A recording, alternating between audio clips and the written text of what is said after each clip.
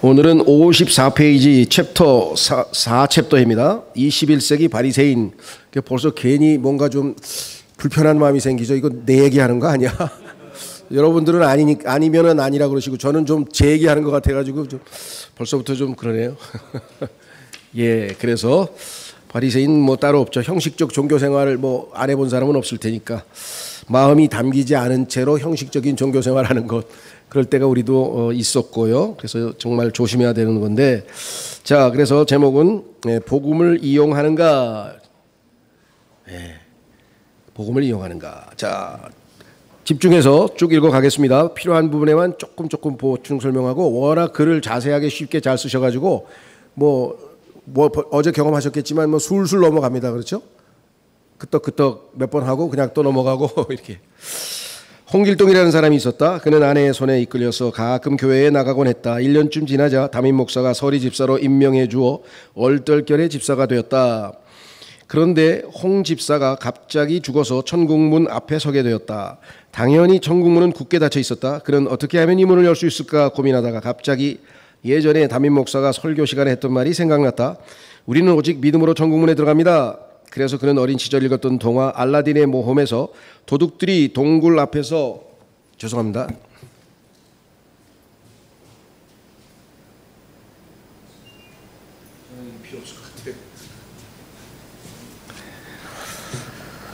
예, 다시 읽겠습니다. 알라딘의 모험에서 도둑들이 동굴 앞에서 열려라 참깨 라고 외쳤던 것처럼 천국문을 향해 두 손을 번쩍 들고 큰 소리로 외쳤다.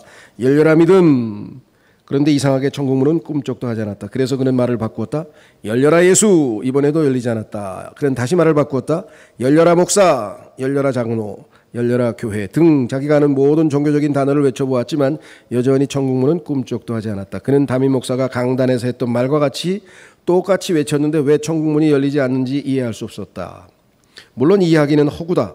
그러나 우리는 이 속에서 한 가지 교훈을 생각해 볼 수 있다. 그것은 바로 구원의 본질이 하나님과의 사랑의 관계라는 것을 제대로 이해하지 못할 때 범하게 되는 가장 큰 실수 중 하나는 복음을 이용하려고 한다는 것이다. 성경 공부를 인도하다 보면 종종 이런 질문을 받는다. 예를 들어 어떤 사람이 교회 장로인데 알고 보니 외국인 노동자를 학대하는 나쁜 사람이다. 그렇다면 그는 구원을 받는가 못 받는가? 사실상 우리는 알 수 없다. 정답은 오직 하나님만 아신다. 다만 짐작할 수 있는 사람이 한 명 있다면 바로 자기 자신이다. 만약 그가 정말 하나님과의 사랑의 관계가 있는 사람이라면 어느 순간 더 이상 그렇게 살아서는 안 된다는 것을 깨닫고 하나님 앞에서 철저히 회개할 것이다. 그러나 만약 내가 아무리 나쁜 짓을 해도 하나님은 계속 용서해 주시니까 괜찮다. 이런 분 주변에서 만나보셨나요? 예, 저는 몇 분 만났는데 그분들이 다 목사였어요. 마음껏 죄 짓고 이미 다 미래의 죄까지 용서받았는데 뭘 걱정이십니까? 나보고 그러더라고요. 예, 그래서 그분 걱정을 더 이상 안 했죠. 예. 자, 라고 생각한다면 그 사람은 정말 구원받은 사람이 아닐 수 있다. 왜냐하면 그 사람은 지금 복음을 이용하고 있기 때문이다. 사도 바울은 에베소서 2장 8절에서 우리가 구원받은 것은 하나님의 은혜로 된 것이다 라고 말했다. 그런데 은혜에는 한 가지 약점이 있다. 그것은 이용당하기 쉽다는 것이다. 그렇죠? 순수하게 잘해주면 그 다음에 친구들이고 뭐 주변에 있는 직장인이고 다 이용해 먹으려고 하잖아요. 우리의 선함을 이용해가지고 그렇게 되죠.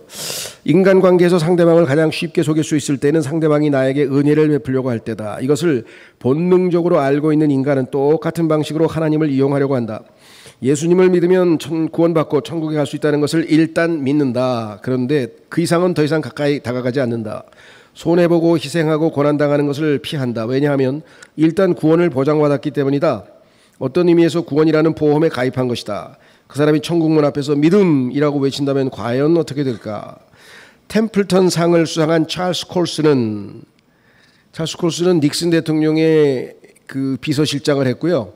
워터게이트 사건에 연루돼서 아주 이 감옥에서 구원을 받고 죄수들 선교를 전 세계적으로 감옥에 갇힌 사람들에게 복음을 전하는 아주 유명한 미국의 크리스찬이고요. 거듭남이라고 하는 유명한 책도 썼고 그게 영화화돼서 우리나라에서도 상영된 적이 있습니다. 그 정도로 많이 알려진 분이신데 러빙 갓이라는 책을 썼어요.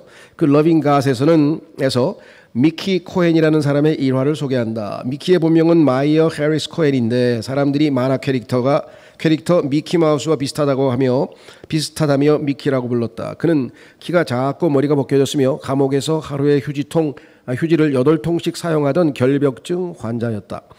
1949년에 미키는 LA 제일의 갱단 두목이었다. 그런데 어느 날 부하 중에 짐 바우스라고 하는 사람이 갑자기 빌리 그레이엄 목사의 전도를 받고 그리스도인이 되었다. 하나님을 만난 바우스는 미키에게 찾아가 갱단을 나가겠다고 했다. 그것은 어떤 의미에서 목숨을 건 행동이었다. 조직을 배신한 자에게 주어지는 형벌을 그도 잘 알고 있었다. 그런데 이상하게 미키는 바우스를 죽이지 않았다. 그리고 오히려 자기도 그레이엄 목사를 만나고 싶다고 했다. 결국 미키는 그레이엄 목사를 여러 차례 만났고 또 빌 존스라는 평신도 전도자의 인도를 받아서 예수님을 영접하는 기도도 따라 했다. 그럼에도 불구하고 미키는 갱단 생활을 포기하지 않았다. 그러자 존스가 참다가 미키에게 범죄 집단과의 관계를 청산할 것을 요구했다. 그때 미키는 다음과 같이 대답했다. 존스 씨, 크리스찬 영화 배우도 있고 크리스찬 운동선수도 있고 크리스찬 사업가도 있습니다.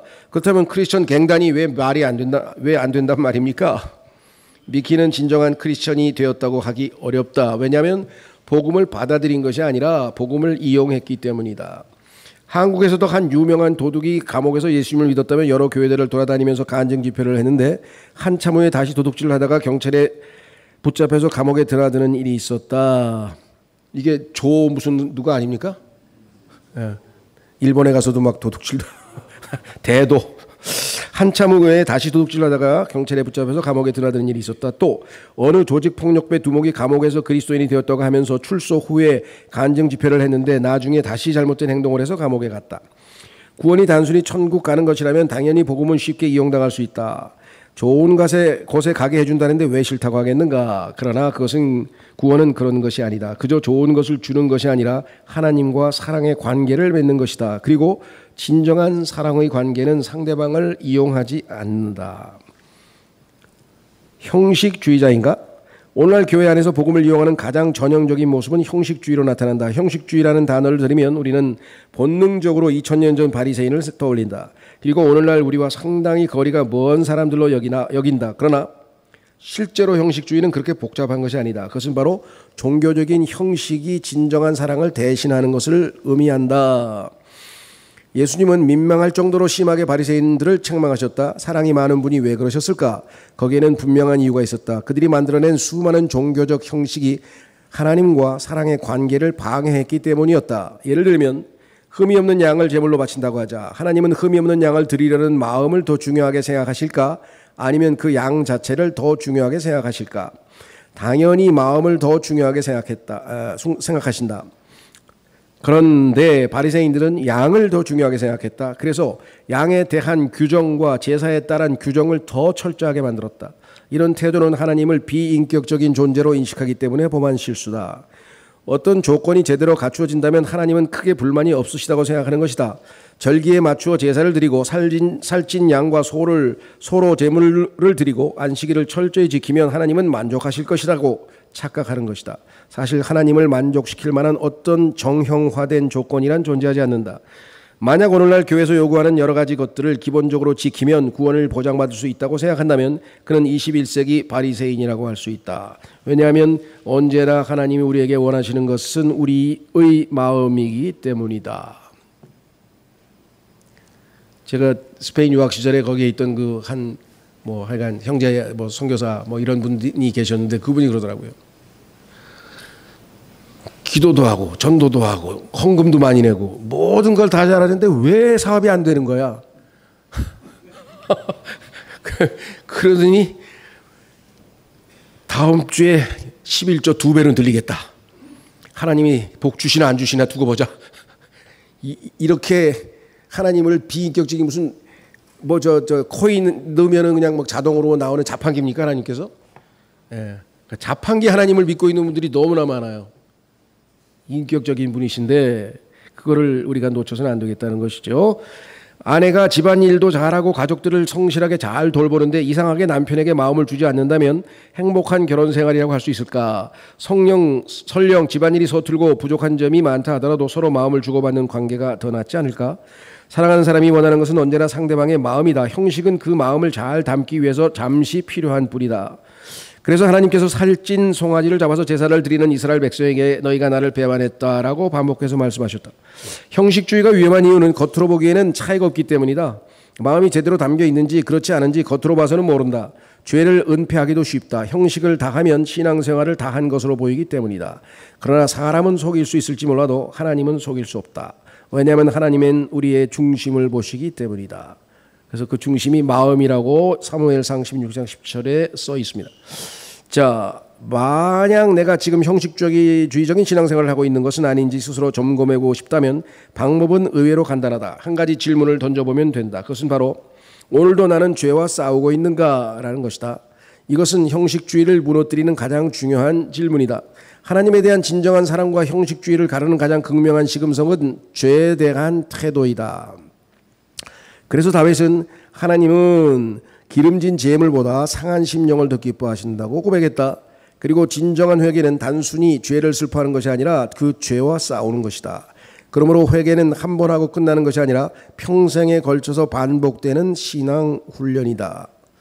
이 구절에서 조금 코멘트를 할 수밖에 없는데요. 왜냐하면 여기 계신 분들도 그렇게 들으신 분들이 계실지 모르겠어요. 개신교에서도 많이 하고 또 제가 알기로 아마 그 구원파에서도 그런 얘기를 많이 하는 걸로 들었는데 회개는 평생 한 번 하는 거다. 예수 믿을 때.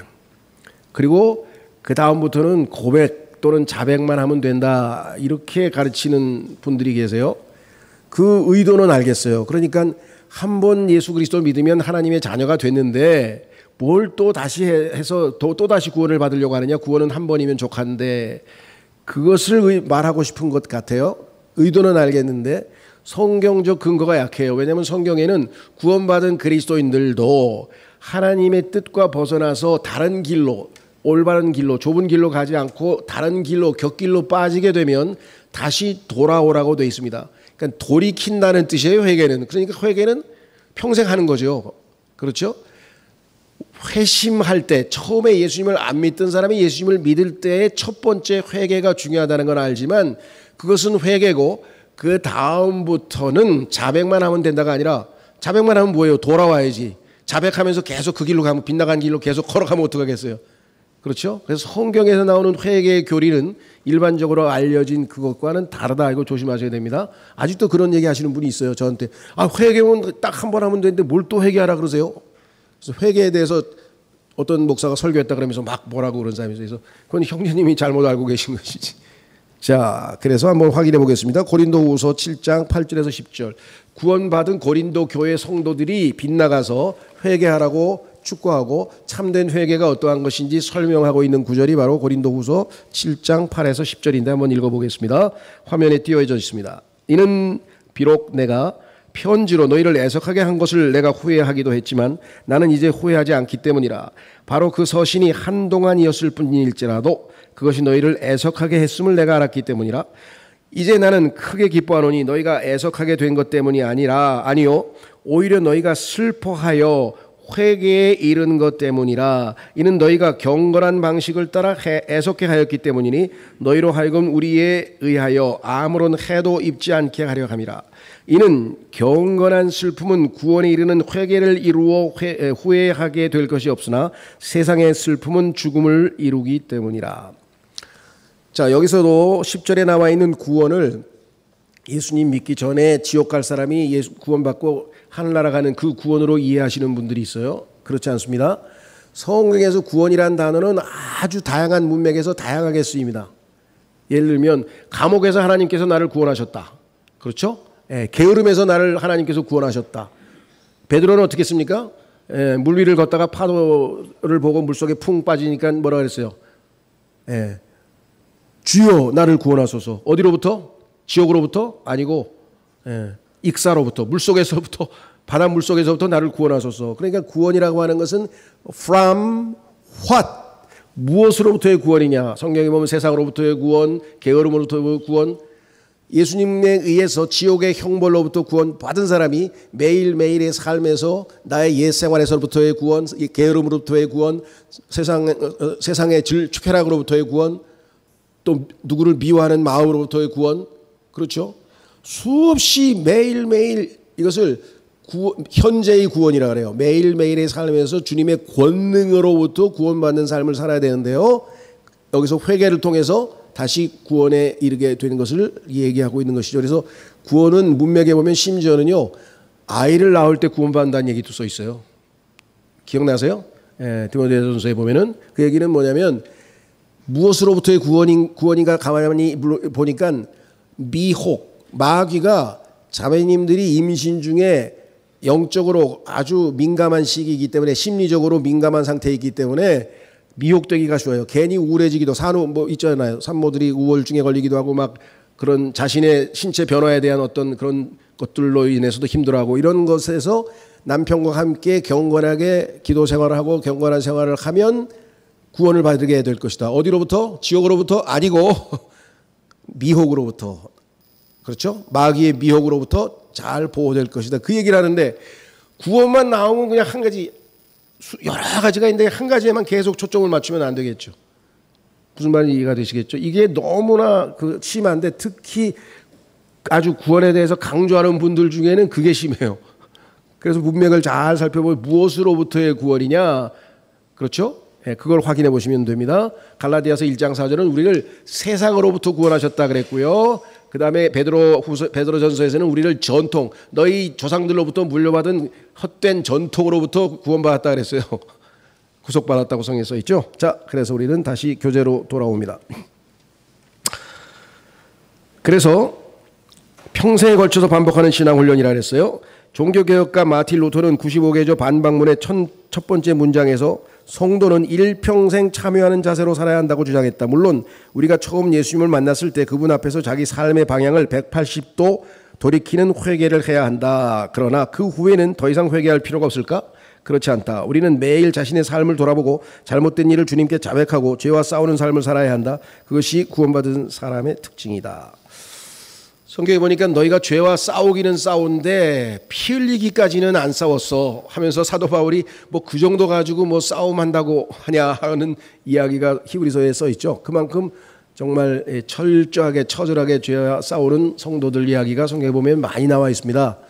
그 중에서 그 유명한 성도의 이름은 잊어버렸는데요. 하여간 그분이 목사인데 자기는 설교하고 하면서 회개하고 기도하면서 회개하고, 왜? 기도하고 설교하면서도 죄를 짓고 있는 자기를 발견하고 있다는 거예요.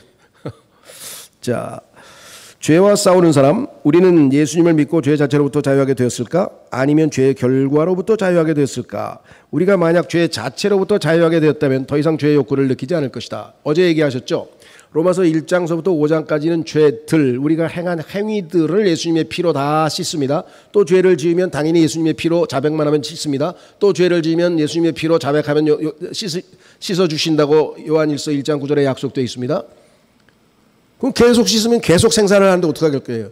그러면 계속 생산하는 죄, 인격죄, 나를 지배하고 나를 통제하는 그 죄, 내 안에, 내 육체 안에 거하고 있는 그 죄는 어떻게 했어요? 예수 그리스도께서 십자가에서 못 박으셨죠. 우리 옛사람을 십자가에서 못 박으실 때 죄의 몸을 멸하셨다 그랬는데, 그런데 왜 계속 죄를 져요? 이 말씀을 믿음으로 행하지 아니하니까. 너희는 그 말씀을 믿을 때 그 말씀이 effectually work, 효과적으로 역사한다. 안 믿으니까 역사가 안 일어나는 거죠. 하나님 말씀을. 무슨 말씀이 이해되셨죠? 구원받은 성도들이 매일매일 하나님의 말씀을 확실하게 믿으면 그 말씀이 내 삶에 역사하죠. 그렇죠? 예. 예를 들면 아무것도 염려하지 말라. 이 말씀을 믿고 주님께 순종하겠습니다. 그러면 근심 걱정이 잔뜩 쌓여 있어도 염려 안 하면 될 거 아니에요. 그러면 하나님께서 내 마음을 평강으로 지켜주신다 그랬으니까 하루 종일 평안하게 지낼 수 있을 거 아니에요. 그건 믿음으로 하나님의 말씀이 work, 역사한 거죠. 이 일 하신 거죠. 그렇죠? 자, 다시 교재로 돌아오겠습니다. 자, 그래서 다시 말해서 로봇처럼 되는 것이다.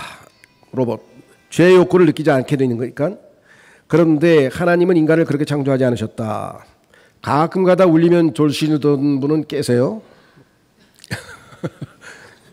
가끔가다 그럴 때가 있죠. 자, 하나님은 인간에게 진정한 자유를 주셨다. 그것은 심지어 죄를 선택할 수도 있는 자유다. 그렇습니다. 다시 말해서 우리는 죄 자체가 아니라 죄의 결과로부터 자유롭게 된 것이다. 죄의 결과로 심판받는데 심판을 안 받게 된 것뿐이죠. 십자가에서 그 죄의 형벌을 예수님이 대신 받으셨다. 그러므로 죄에 대한 욕구는 여전히 우리 속에 남아있다. 그래서 사도 바울이 나는 죄인의 괴수라 그랬잖아요. 여전히 자기가 죄인의 최고다, 우두먹이다. 그러므로 죄에 대한 욕구는 여전히 우리 속에 남아있다. 그 죄와 죽을 때까지 싸워야 하는 것이다. 그것이 성도의 사명이다. 그런데 사도 바울은 우리에게 뭐라고 얘기했느냐? 사도 바울일 수도 있고 아닐 수도 있는데 하여간 히브리서를 기록하신 분이 히브리서 12장 4절을 보시면 이렇게 써 있습니다. 히브리서 12장 4절에 보시면 너희가 죄를 대적하여 분투하여도 아직 피 흘리기까지 정하지는 않았느니라. 너희가 그렇지 그 정도까지 아직 투쟁한 건 아니다. 이렇게 얘기를 했죠. 자, C.S. 루이스는 고통의 문제에서 C.S. 루이스라고 하는 분은 20세기에 소위 말하면 변증가로서 이름을 날렸는데요. 변증이라고 하는 것은 무엇인가 하니 성경의 말씀과 기독교의 진리가 왜 올바른 것인지를 옹호하는 논리적인 그런 설명이에요. 근데 그거를 잘 설명하면 사람들이 납득하겠죠. 아, 그러네. 맞아. 저희 교회에도 문경환 형제나 몇몇 형제들은 그 C.S. 루이스의 그 순전한 기독교, Mere Christianity라고 해서 기독교를 아주 쉽게 일반 사람들이 이해할 수 있게 영국 BBC에서 방송으로 설교가 나간 거를 책으로 엮은 게 있어요. 전 세계적인 베스트셀러입니다. 어마어마하게 많이 팔렸는데 일반적인 성도가 읽기는 조금 어려워요. 이게 서양 사람들은 어릴 때 초등학교 때부터 논리 과목이 있어요.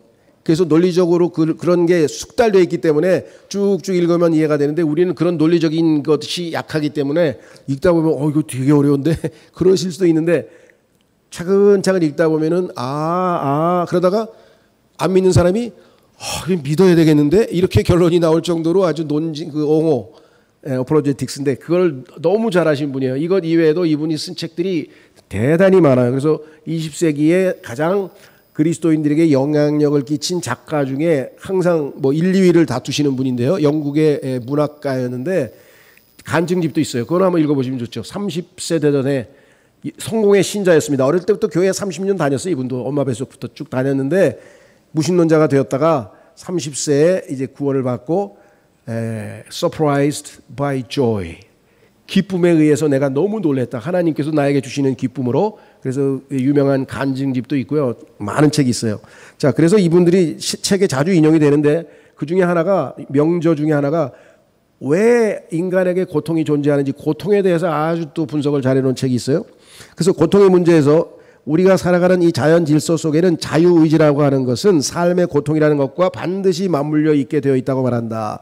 우리가 우리 마음대로 무엇인가를 결정할 수 있는 한 우리는 악과 고통을 직면하는 것을 절대 피할 수 없다는 것이다. 왜? 죄의 텐던시, 죄를 향한 성향이 우리 안에 있기 때문에 내 마음대로 하면 반드시 죄를 짓게 돼 있어요. 고통이 생기게 돼 있어요. 그죠? 하고 싶은 대로 산 사람 중에 나중에 고통 안 당한 사람이 있어요? 하고 싶은 대로 산 사람은 지금 거의 90%는 감옥에 앉아 있습니다. 지금 자기가 하고 싶은 대로 산 사람은 그렇죠? 자, 인간에게 자유가 있는 한 죄는 불가피하다는 뜻이다. 많은 성도가 죄의 유혹 앞에서 당혹감을 느낀다. 예수 믿으면 죄에서 해방된다는데 왜 계속해서 이토록 많은 죄의 유혹을 느끼는 것일까? 죄들이 씻음 받았다 그랬지 죄 자체가 없어졌다고 안 그랬어요? 여기서 문제가 생기는 거죠. 내가 잘못 믿은 것인가 아니면 성령이 내 안에 안 계시는 것인가 하며 불안해한다. 그러나 너무 당황할 필요는 없다. 우리가 무엇인가를 마음대로 결정할 수 있는 한 죄를 지을 수 있는 가능성은 언제나 열려 있다. 그러므로 우리는 그 죄의 욕구와 죽을 때까지 싸우기로 작정해야 한다. 그것이 바로 진정한 그리스도인이 받은 가장 큰 사명 중에 하나다. 자, 로마서 요한일서 2장 1, 2절을 보겠습니다. 요한일서 2장 1, 2절 말씀을 보시면 요한일서를 기록한 목적은 죄를 안 짓도록 하기 위해서 쓴 거예요. 그런데 대부분의 그리스도인들은 요한일서 그러면 뭐가 떠올랍니까? 요한일서 1장 9절 자백하면 용서하신다 그랬지. 그래 오늘 내 10개 죄를 기분 좋게 짓고 나서 밤에 잘 때는 자백하고 싹 깨끗하게 목욕하고 자듯이 그런 사람도 있더라고. 이 구절을 남용하는 사람들이 너무 많아요. 근데 하나님은 물론 약속을 지키시겠죠. 그런데 그 사람의 양심은 점점 비뚤어져 가지고 나중에 그게 작동이 될까요? 밤에 너무 쑥스러워서 자백도 안 하고 잘 거예요, 아마. 그럴 거 아니에요. 이게 하루 이틀도 아니고 죄 짓고 자백하고 우리가 실수로 안 지려고 하다가 죄를 짓을 수도 있지만 그냥 죄를 즐기듯이 죄를 짓고 하나님의 말씀을 무기 삼아서 그렇게 남용한다는 것. 의외로 이런 사람들이 있어요. 심지어는 그런 사람이 있다 그랬죠. 성경에 보니까 어떤 사람이 죄를 10개 지었어. 근데 하나님이 다 용서해 줬어. 하나님은 자비로우시구나. 100개 지었어 내가 죄를. 근데 하나님이 용서해 주셨어. 그러면 하나님은 더 자비로우시구나.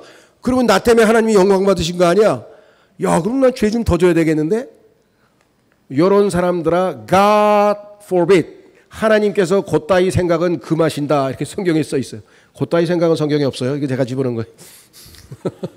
여기서 곧다이 생각이라는 성경이 있나? 막 또 이런 분이 없겠죠 설마. 무슨 소리냐?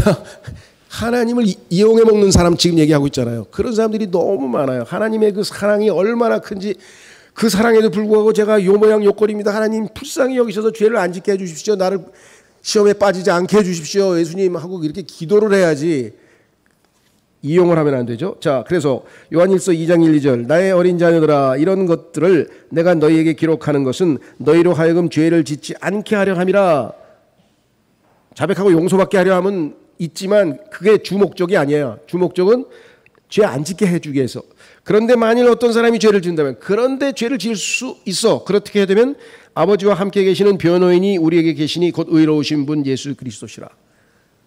100% 승소. 항상 평생 수천 년 동안 승소하신 분이 계셔. 그러니까 그분이 알아서 변호를 해주시기 때문에 하나님께서는 그것을 받아들이신다. 재판장이. 또한 그분께서는 우리의 죄들을 위한 화해 제물이시니 우리의 죄들로 인한 것뿐만 아니라 우리의 온 세상의 죄들로 인한 것이기도 아니라. 그래서 아직도 구원 못 받은 사람도 예수님을 변호인으로 얼마든지 채용할 수 있어요. 구원 받고 예수님을 모시고 살 수 있다. 이렇게 성경에 분명하게 나와 있죠. 자, 그래서 성경은 찾지 않습니다만은 로마서 8장 13절에 보면은 어떻게 하라 했어요? 성령으로.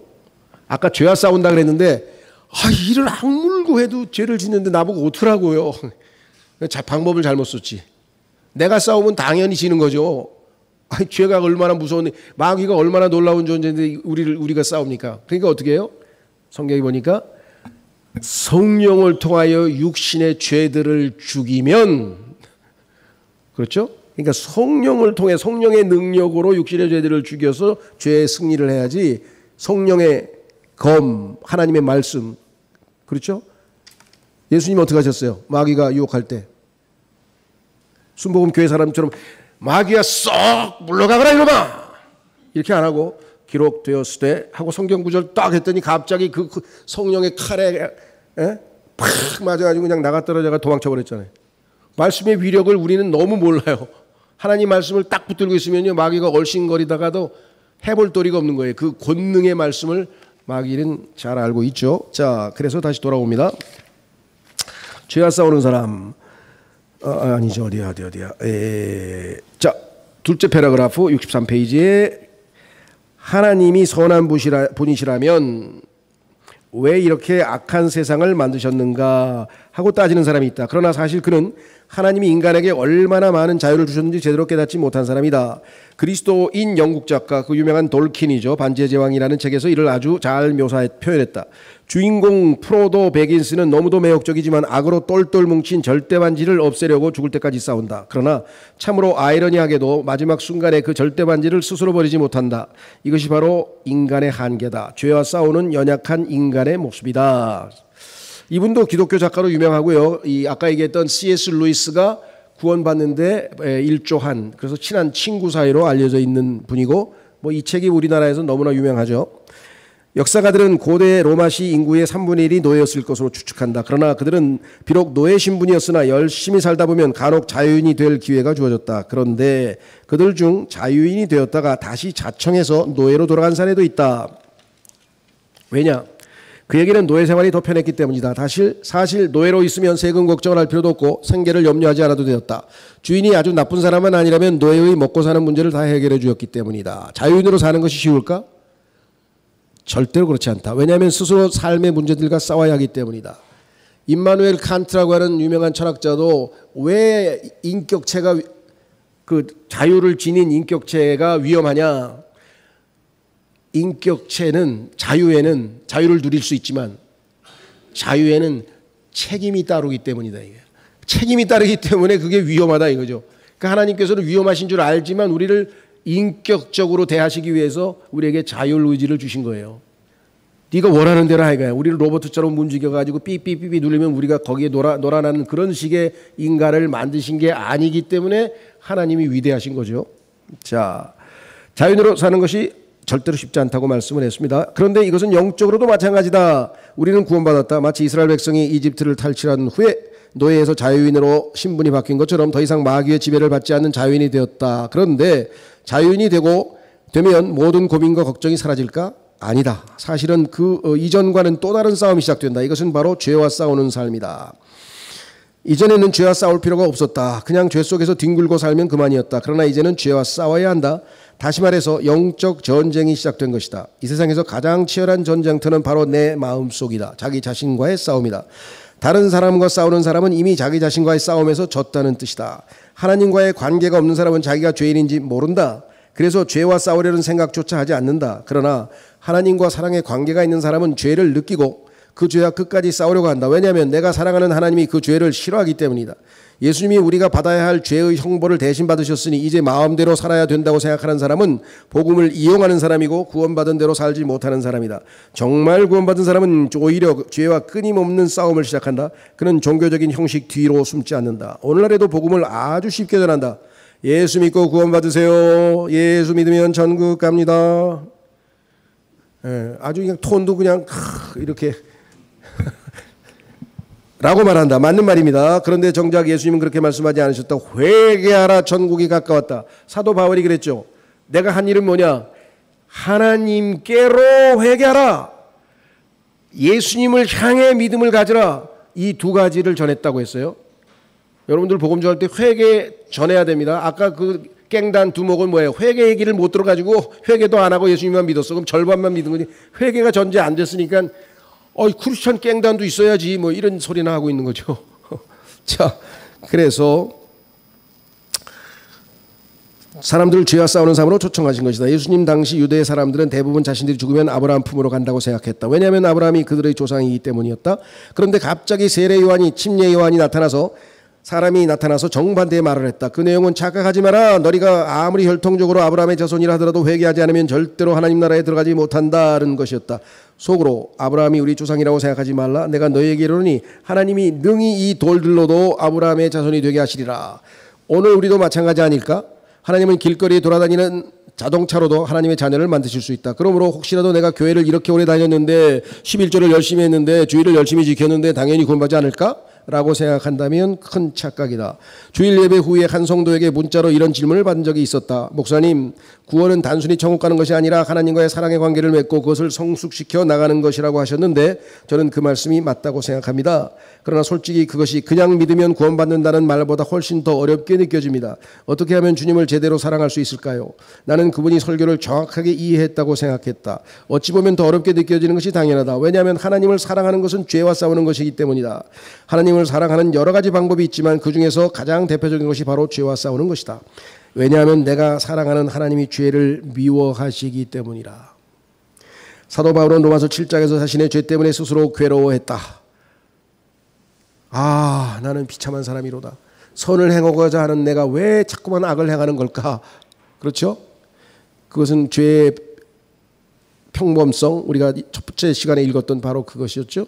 그런데 이것은 바울에게 우리가 알지 못하는 무서운 죄가 있어서가 아니었다. 반대로 바울이 그만큼 죄에 대해서 민감하기 때문이었다. 그는 정말 하나님을 사랑하기 때문에 진심으로 하나님이 싫어하는 일을 하고 싶지 않았다. 그래서 끊임없이 죄와 싸우는 삶을 살았던 것이다.